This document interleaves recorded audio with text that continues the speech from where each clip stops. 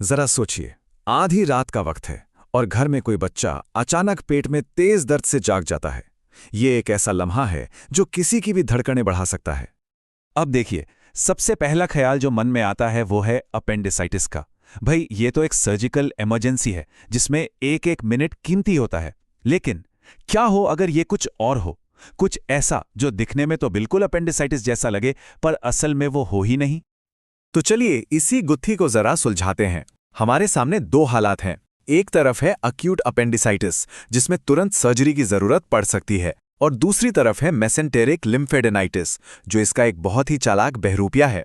और मजे की बात यह है कि पुराने समय में, जैसा कि हमारे सोर्स बताते हैं, इन दोनों के बीच में फर्क कर पाना लगभग नामुमकिन था। तो आज हम इसी आम मेडिकल पहेली को सुलझाएंगे और समझेंगे कि आखिर पर्दे के पीछे चल क्या रहा है। तो आखिर ये मेसेंटेरिक लिम्फेडेनाइटिस है क्या भला?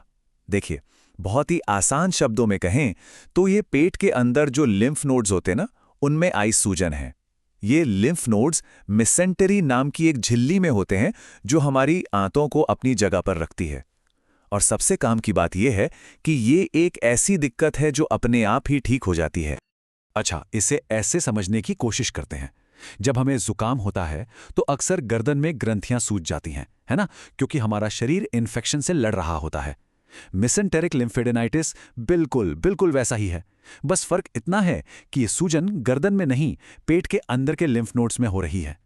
एक अदृश्य प्रक्रिया को समझने का इससे बेहतर तरीका क्या होगा? तो सवाल ये उठता है कि ये सूजन आती कहाँ से है। चलिए इसके असली गुनहगार का पता लगाते हैं।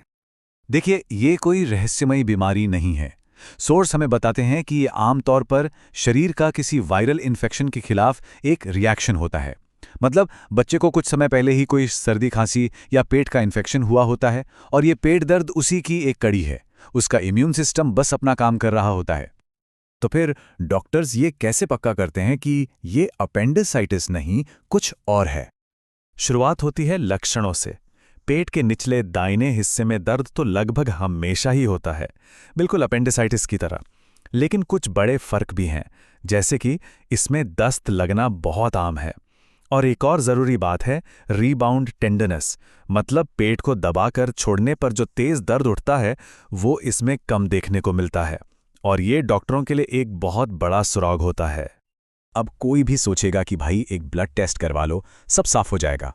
लेकिन मजे की बात यह है कि सोर्स साफ साफ बताते हैं कि वाइट ब्लड सेल काउंट जैसे आम ब्लड टेस्ट भी यहाँ ज़्यादा मदद नहीं कर पाते। क्यों? क्योंकि सूजन तो दोनों ही सूरतों में होती है, तो ये काउंट दोनों में ही बढ़ावा आ सकता है। तो अगर ब्लड टेस्ट से बात नहीं बनती तो फिर डॉक्टर क्या करते हैं? असली जवाब मिलता है अल्ट्रासाउंड से। जी हाँ, एब्डोमिनल अल्ट्रासोनोग्राफी। यही वो जांच है जो डॉक्टरों को पेट के अंदर झांकने और असलियत का पता लगाने में मदद करती है। और ये है वो तस्वीर जो डॉक्टर असल में देखते हैं। स्क्रीन पर बढ़े हुए लिम्फ नोड्स का एक गुच्छा साफ नजर आता है।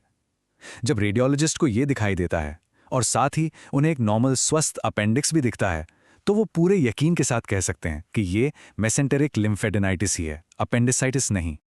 लेकिन डॉक्टर, इन लिम्फ नोड्स को बढ़ा हुआ कब मानते हैं? क्या इसका कोई खास पैमाना है? जी हाँ, इसके लिए एक बहुत ही सटीक क्राइटेरिया है। ये थोड़ी टेक्निकल बात है पर बहुत जरूरी है। डायग्नोसिस तब पक्का माना जाता है जब अल्ट्रासाउंड में 3 या उससे ज्यादा लिम्फ नोड्स का एक ग्रुप दिखे और उनमें से हर एक का जो छोटा वाला डायमीटर है, जिसे शॉर्ट एक्सिस कहते हैं, वो 8 मिलीमीटर से ज्यादा हो। यही वो जादुई नंबर है जो डॉक्टरों को सही नतीजे पे पहुंचने में मदद करता है। चलिए, तो डायग्नोसिस हो गया, ये अपेंडिसाइटिस नहीं है। अब आगे क्या? और यकीन मानिए, यही सबसे जरूरी और सबसे राहत देने वाला हिस्सा है। सबसे जरूरी बात यही है, ये एक बिनाइन यानी कि हानि रहित कंडीशन है और ये सेल्फ लिमिटिंग है, मतलब ये अपने आप बिना किसी खास इलाज के ठीक हो जाएगी। एक बार जब ये पता चल जाता है कि असल में दिक्कत क्या है, तो समझिए सबसे बड़ी चिंता तो वहीं खत्म हो जाती है। तो फिर इसका इलाज क्या है?